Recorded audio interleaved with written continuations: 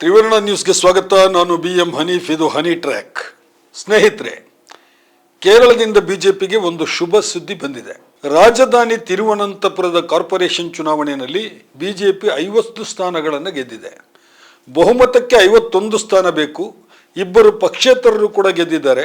ಹಾಗಾಗಿ ಅಧಿಕಾರಕ್ಕೆ ಏರುವುದು ಖಚಿತ ಎನ್ನುವುದು ಆ ಸುದ್ದಿ. ಖುದ್ದು ಪ್ರಧಾನಿ ನರೇಂದ್ರ ಮೋದಿ ಕೇರಳದ ಬಿಜೆಪಿಗೆ ಎಕ್ಸ್ನಲ್ಲಿ ಅಭಿನಂದನೆಯ ಪೋಸ್ಟ್ ಮಾಡಿದ್ದಾರೆ. ಸುದ್ದಿ ಇಷ್ಟೇ, ಆದರೆ ಸೋಷಿಯಲ್ ಮೀಡಿಯಾದಲ್ಲಿ ಈಗಾಗಲೇ ಬಿಜೆಪಿ ಅಭಿಮಾನಿಗಳ ಸಂಭ್ರಮಾಚರಣೆ ಶುರುವಾಗಿದೆ. ಕೇರಳದ ಪಂಚಾಯತಿ ಚುನಾವಣೆಯಲ್ಲಿ ಬಿಜೆಪಿ ಜಯಬೇರಿ ಬಾರಿಸಿದೆ. ಏಪ್ರಿಲ್ನಲ್ಲಿ ನಡೆಯುವ ಅಸೆಂಬ್ಲಿ ಎಲೆಕ್ಷನ್ ನಲ್ಲಿ ಬಿಜೆಪಿ ನಿರ್ಣಾಯಕ ಪಾತ್ರವನ್ನು ವಹಿಸುತ್ತದೆ ಅಂತೆಲ್ಲ ಸುದ್ದಿ ವಿಶ್ಲೇಷಣೆಗಳು ಹರಿದಾಡ್ತಾ ಇವೆ. ಕೇರಳದಲ್ಲಿ ಕಮ್ಯುನಿಸ್ಟರಿಗೆ ಭವಿಷ್ಯ ಇಲ್ಲ, ಇನ್ನೇನಿದ್ದರೂ ಬಿಜೆಪಿಯ ಕಾಲ ಎಂದೂ ಕೆಲವು ಪತ್ರಕರ್ತರು ಶರ ಬರಿತಾ ಇದ್ದಾರೆ. ಏಪ್ರಿಲ್ ಹೊತ್ತಿಗೆ ನಡೆಯಲಿರೋ ಕೇರಳ ಅಸೆಂಬ್ಲಿ ಚುನಾವಣೆಯಲ್ಲಿ ಯಾರಿಗೂ ಬಹುಮತ ಸಿಗೋದಿಲ್ವಾ? ಕಮ್ಯುನಿಸ್ಟ್ ಎಡರಂಗ ಮತ್ತು ಕಾಂಗ್ರೆಸ್ ಸಂಯುಕ್ತ ರಂಗ ಎರಡೂ ಬಹುಮತದಿಂದ ದೂರ ಇರುತ್ತದ? ಯಾರೇ ಅಧಿಕಾರ ಹಿಡಿಯೋದಿದ್ರೂ ಬಿಜೆಪಿಯ ನೆರವು ಬೇಕಾಗುತ್ತಾ? ಅಲ್ಲಿ ಕಮ್ಯುನಿಸ್ಟ್ ಮತ್ತು ಕಾಂಗ್ರೆಸ್ನ ಹಣಾಹಣಿ ಸ್ಪರ್ಧೆಯಲ್ಲಿ ಬಿಜೆಪಿಗೆ ಲಾಭ ಆಗುತ್ತಾ?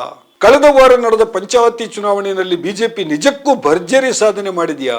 ಈ ಎಲ್ಲ ಪ್ರಶ್ನೆಗಳಿಗೂ ಉತ್ತರ ಹೇಳ್ತೇನೆ. ಅದಕ್ಕೂ ಮುನ್ನ ಒಂದು ಮಾತು, ನೀವಿನ್ನೂ ನಮ್ಮ ಚಾನೆಲ್ಗೆ ಸಬ್ಸ್ಕ್ರೈಬ್ ಮಾಡಿಲ್ಲ ಎಂದಾದಲ್ಲಿ ಹಿಂದೆ ಸಬ್ಸ್ಕ್ರೈಬ್ ಮಾಡಿ. ಈ ವಿಡಿಯೋವನ್ನು ಕೊನೆವರೆಗೂ ನೋಡಿ.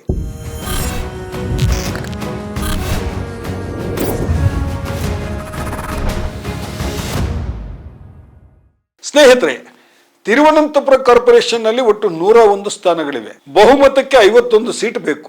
ಈ ಸಲ ಬಿಜೆಪಿ ನೇತೃತ್ವದ NDA 50 ಸ್ಥಾನಗಳನ್ನು ಗೆದ್ದಿದೆ. ಸಿಪಿಎಂ ನೇತೃತ್ವದ ಎಡರಂಗ 29 ಸ್ಥಾನಗಳನ್ನು ಗೆದ್ದರೆ ಕಾಂಗ್ರೆಸ್ ನೇತೃತ್ವದ ಸಂಯುಕ್ತ ರಂಗ 19 ಸ್ಥಾನಗಳನ್ನು ಗೆದ್ದಿದೆ. ಕಳೆದ 35 ವರ್ಷಗಳಿಂದ ತಿರುವನಂತಪುರ ಕಾರ್ಪೊರೇಷನ್ ನಲ್ಲಿ ಕಮ್ಯುನಿಸ್ಟ್ ಎಡರಂಗವೇ ಅಧಿಕಾರವನ್ನು ನಡೆಸಿದೆ. ಇದೇ ಮೊದಲ ಬಾರಿಗೆ ಬಿಜೆಪಿಯಲ್ಲಿ ಅಧಿಕಾರಕ್ಕೆ ಬಂದಿದೆ. ಆ ಮಟ್ಟಿಗೆ ಬಿಜೆಪಿಗೆ ಅದು ದೊಡ್ಡ ಸಾಧನೆಯೇ ಹೌದು. ಆದ್ರೆ ತಿರುವನಂತಪುರದಲ್ಲಿ ಕಾಂಗ್ರೆಸ್ ಸಂಯುಕ್ತ ರಂಗ ಕೂಡ ಉತ್ತಮ ಸಾಧನೆ ಮಾಡಿದೆ. ಹಿಂದಿನ ಸಲದ ಚುನಾವಣೆಯಲ್ಲಿ 35 ಸ್ಥಾನ ಗೆದ್ದಿದ್ದ ಬಿಜೆಪಿ ಈ ಸಲ 15 ಸ್ಥಾನ ಹೆಚ್ಚು ಗೆದ್ದಿದೆ. ಅದೇ ರೀತಿ ಹಿಂದಿನ ಸಲ 10 ಸ್ಥಾನ ಗೆದ್ದಿದ್ದ ಕಾಂಗ್ರೆಸ್ ಸಂಯುಕ್ತ ರಂಗ ಈ ಸಲ 9 ಹೆಚ್ಚು ಸ್ಥಾನಗಳನ್ನು ಗೆದ್ದಿದೆ. ಅಂದ್ರೆ 19 ಸ್ಥಾನಗಳನ್ನು ಗಳಿಸಿದೆ. ಅಂದ್ರೆ ಬಿಜೆಪಿ ಮತ್ತು ಕಾಂಗ್ರೆಸ್ ಎರಡಕ್ಕೂ ಕೂಡ ಅಲ್ಲಿ ಲಾಭವಾಗಿದೆ. ಎಡರಂಗ 23 ಸ್ಥಾನಗಳನ್ನು ಕಳ್ಕೊಂಡಿದೆ. ಇದು ಒಂದು ನಗರ ಪಾಲಿಕೆ ಫಲಿತಾಂಶ ಆಯಿತು. ಆದ್ರೆ ಒಟ್ಟಾರೆ ಪಂಚಾಯತಿ, ನಗರಸಭೆ, ಪಾಲಿಕೆ ಚುನಾವಣೆಯಲ್ಲಿ ಬಿಜೆಪಿಯ ಸಾಧನೆ ಹೇಗಿದೆ ಅದನ್ನು ನೋಡಿದ್ರೆ ಮುಂದಿನ ವಿಧಾನಸಭೆಯಲ್ಲಿ ಬಿಜೆಪಿ ನಿರ್ಣಾಯಕ ಪಾತ್ರ ವಹಿಸೋದು ನಿಜ ಅನ್ಸುತ್ತಾ? ಅದನ್ನು ನಾವು ಗಮನಿಸೋಣ. ಕೇರಳದಲ್ಲಿ ಒಟ್ಟು 941 ಗ್ರಾಮ ಪಂಚಾಯತಿಗಳ ಚುನಾವಣೆ ನಡೆಯಿತು. ಅದರಲ್ಲಿ 505 ಗ್ರಾಮ ಪಂಚಾಯತಿಗಳಲ್ಲಿ 941ರಲ್ಲಿ 505 ಗ್ರಾಮ ಪಂಚಾಯತಿಗಳಲ್ಲಿ UDF ಗೆದ್ದುಕೊಂಡಿದೆ. 340 ಗ್ರಾಮ ಪಂಚಾಯತಿಗಳನ್ನು LDF ಗೆದ್ದುಕೊಂಡಿದೆ. 64 ಗ್ರಾಮ ಪಂಚಾಯತಿಗಳಲ್ಲಿ ಇವೆರಡೂ ರಂಗಗಳ ಮಧ್ಯೆ ಟೈ ಆಗಿದೆ. ಬಿಜೆಪಿ ನೇತೃತ್ವದ NDA ಕೇವಲ 26 ಗ್ರಾಮ ಪಂಚಾಯತಿಗಳಲ್ಲಿ ಮಾತ್ರ ಅಧಿಕಾರ ಹಿಡಿದಿದೆ. ಇನ್ನು ಬ್ಲಾಕ್ ಪಂಚಾಯತಿಗಳ ಲೆಕ್ಕ ನೋಡೋಣ. ಅಲ್ಲೂ ಕಾಂಗ್ರೆಸ್ ಮೇಲುಗೈ ಸಾಧಿಸಿದೆ. ಒಟ್ಟು 152 ಬ್ಲಾಕ್ ಪಂಚಾಯತಿಗಳ ಪೈಕಿ ಕಾಂಗ್ರೆಸ್ ನೇತೃತ್ವದ UDF 79 ಕಡೆ ಅಧಿಕಾರ ಹಿಡಿದಿದೆ. LDF 63 ಕಡೆ ಅಧಿಕಾರ ಹಿಡಿದಿದೆ. 10 ಕಡೆ ಇವರಿಬ್ಬರ ಮಧ್ಯೆ ಟೈ ಆಗಿದೆ. ಬಿಜೆಪಿಗೆ ಒಂದೇ ಒಂದು ಬ್ಲಾಕ್ ಪಂಚಾಯತಿಯಲ್ಲಿ ಕೂಡ ಅಧಿಕಾರ ಸಿಕ್ಕಿಲ್ಲ. ಇನ್ನು ಜಿಲ್ಲಾ ಪಂಚಾಯತ್ ಫಲಿತಾಂಶ ಕೂಡ ಹಾಗೆಯೇ ಬಂದಿದೆ. ಒಟ್ಟು 14 ಜಿಲ್ಲಾ ಪಂಚಾಯತ್ಗಳಲ್ಲಿ 7 ಕಡೆ UDF, 7 ಕಡೆ LDF ಅಧಿಕಾರದ ಗದ್ದುಗೆಯನ್ನು ಏರಿದೆ. ಇಲ್ಲೂ ಕೂಡ ಬಿಜೆಪಿಯ ಸ್ಕೋರ್ 0. ಮುನ್ಸಿಪಾಲಿಟಿಗಳಲ್ಲೂ ಕೂಡ ಕಾಂಗ್ರೆಸ್ ನೇತೃತ್ವದ UDF ಪ್ರಾಬಲ್ಯ ಮೆರೆದಿದೆ. ಒಟ್ಟು 87 ಮುನ್ಸಿಪಾಲಿಟಿಗಳಿದ್ದವು. ಅದರ ಪೈಕಿ 54 ಕಡೆ ಕಾಂಗ್ರೆಸ್ ಅಧಿಕಾರ ಹಿಡಿದ್ರೆ ಕಮ್ಯುನಿಸ್ಟರ ಎಡರಂಗ 28 ಕಡೆ ಅಧಿಕಾರ ಹಿಡಿದಿದೆ. ಒಂದು ಮುನ್ಸಿಪಾಲಿಟಿಯಲ್ಲಿ ಟೈ ಅಪ್ ಆಗಿದೆ. 2 ಮುನ್ಸಿಪಾಲಿಟಿಗಳಲ್ಲಿ ಮಾತ್ರ ಬಿಜೆಪಿ ಅಧಿಕಾರ ಹಿಡಿಲಿಕ್ಕೆ ಸಾಧ್ಯ ಆಗಿದೆ. 6 ಕಾರ್ಪೊರೇಷನ್ಗಳ ಲೆಕ್ಕವನ್ನು ನೋಡಿದಾಗ ಕೂಡ ಕಾಂಗ್ರೆಸ್ ನೇತೃತ್ವದ UDF ಜಯಬೇರಿ ಬಾರಿಸಿದೆ. 6ರಲ್ಲಿ 4ರಲ್ಲಿ ಕಾಂಗ್ರೆಸ್ ಅಧಿಕಾರಕ್ಕೆ ಬಂದಿದೆ. 1ರಲ್ಲಿ ಎಡರಂಗ ಮತ್ತು ಇನ್ನೊಂದರಲ್ಲಿ ಬಿಜೆಪಿ ಅಧಿಕಾರ ಹಿಡಿದಿದೆ. ಸಾಮಾನ್ಯವಾಗಿ ಅಸೆಂಬ್ಲಿ ಚುನಾವಣೆಯಲ್ಲಿ ಈ ಜಿಲ್ಲಾ ಪಂಚಾಯತಿ ಚುನಾವಣೆಯ ಪ್ರಭಾವವೇ ಹೆಚ್ಚು. ರಾಜ್ಯದಲ್ಲಿ ಒಟ್ಟು 346 ಜಿಲ್ಲಾ ಪಂಚಾಯತಿ ಕ್ಷೇತ್ರಗಳಿವೆ. ಅಲ್ಲಿ ಬಿಜೆಪಿ ಗೆದ್ದದ್ದು ಕೇವಲ 1 ಜಿಲ್ಲಾ ಪಂಚಾಯತಿ ಸ್ಥಾನ ಮಾತ್ರ. ಅದೂ ಅಲ್ಲದೆ ಬಿಜೆಪಿ ಹಿಂದಿನ ಸಲ ಅಧಿಕಾರದಲ್ಲಿ ಇದ್ದಂತಹ ಪಾಲಕ್ಕಾಡ್ ಮುನ್ಸಿಪಾಲಿಟಿ ಅಲ್ಲಿ ಬಹುಮತ ಸಿಕ್ಕಿಲ್ಲ. ಹಿಂದೆ ಅಧಿಕಾರದಲ್ಲಿದ್ದ ಪಂದಳಂ ನಗರಸಭೆಯಲ್ಲಿ ಈ ಸಲ ಬಿಜೆಪಿ 3ನೇ ಸ್ಥಾನಕ್ಕೆ ಇಳಿದಿದೆ. ತ್ರಿಶೂರ್ನಲ್ಲಿ ಕಳೆದ ವರ್ಷದ ಲೋಕಸಭಾ ಚುನಾವಣೆಯಲ್ಲಿ ಬಿಜೆಪಿಯ ಚಿತ್ರನಟ ಸುರೇಶ್ ಗೋಪಿ ಜಯಬೇರಿ ಬಾರಿಸಿದ್ರು. ಈ ಸಲ ತ್ರಿಶೂರ್ ನಗರ ಪಾಲಿಕೆ ಕಾಂಗ್ರೆಸ್ ಕೈ ಸೇರಿದೆ. ಈ ಹಿನ್ನೆಲೆಯಲ್ಲಿ ಇಡೀ ರಾಜ್ಯದ ಫಲಿತಾಂಶವನ್ನು ನಾವು ಗಮನಿಸಬೇಕು. ಏಪ್ರಿಲ್ ನಲ್ಲಿ ನಡೆಯಲಿರುವ ಅಸೆಂಬ್ಲಿ ಚುನಾವಣೆಯಲ್ಲಿ ಇದೇ ಟ್ರೆಂಡ್ ಮುಂದುವರಿದರೆ ಬಿಜೆಪಿ ಸರ್ಕಾರ ರಚನೆಯಲ್ಲಿ ನಿರ್ಣಾಯಕ ಪಾತ್ರ ವಹಿಸುವ ಯಾವ ಸಾಧ್ಯತೆಯೂ ಇಲ್ಲ. ಕೇರಳದ ಅಸೆಂಬ್ಲಿ ಚುನಾವಣೆದು ಒಂದು ವಿಶಿಷ್ಟ ವಿಷಯ ಇದೆ. ಅದೇನಂತ ಹೇಳಿದ್ರೆ 1980ರಿಂದ ಈಚೆಗೆ ಪ್ರತಿ 5 ವರ್ಷಕ್ಕೊಮ್ಮೆ ಎಡಪಂಥೀಯರ LDF ಮತ್ತು ಕಾಂಗ್ರೆಸ್ಸಿನ UDF ಮಧ್ಯೆಯೇ ಅಧಿಕಾರ ಹಸ್ತಾಂತರ ಆಗಿದೆ.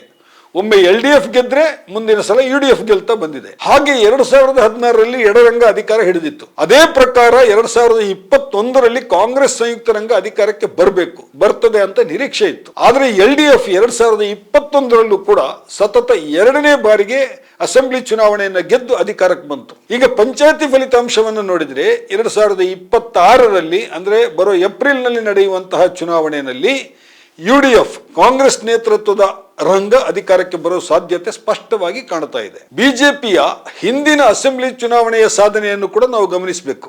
2016ರ ಅಸೆಂಬ್ಲಿ ಚುನಾವಣೆಯಲ್ಲಿ ಮೊದಲ ಬಾರಿಗೆ ಬಿಜೆಪಿ 1 ಅಸೆಂಬ್ಲಿ ಕ್ಷೇತ್ರವನ್ನು ಗೆದ್ದುಕೊಂಡಿತ್ತು. ಆಗ ಪಕ್ಷವು ರಾಜ್ಯದಲ್ಲಿ ಗಳಿಸಿದಂತಹ ವೋಟ್ ಶೇರ್ ಅಂತ ನಾವೇನು ಹೇಳ್ತೀವಲ್ಲ, ಅದು 14% ಆಗಿತ್ತು. ಆದ್ರೆ 2021ರ ಅಸೆಂಬ್ಲಿ ಚುನಾವಣೆಯಲ್ಲಿ ಆ 1 ಅಸೆಂಬ್ಲಿ ಕ್ಷೇತ್ರವನ್ನು ಕೂಡ ಬಿಜೆಪಿ ಕಳೆದುಕೊಳ್ತು, 0ಗೆ ಇಳಿತು. ಆ ವರ್ಷ ಅದರ ವೋಟ್ ಶೇರ್ ಕೂಡ 1% ಕಡಿಮೆ ಆಗಿ 13%ಗೆ ಬಂತು. ಕಳೆದ ವರ್ಷ ಅಂದ್ರೆ 2024ರ ಲೋಕಸಭಾ ಚುನಾವಣೆಯಲ್ಲಿ ಬಿಜೆಪಿ ಮೊದಲ ಬಾರಿಗೆ ತ್ರಿಶೂರ್ ಲೋಕಸಭಾ ಕ್ಷೇತ್ರವನ್ನು ಗೆದ್ದುಕೊಂಡಿತ್ತು.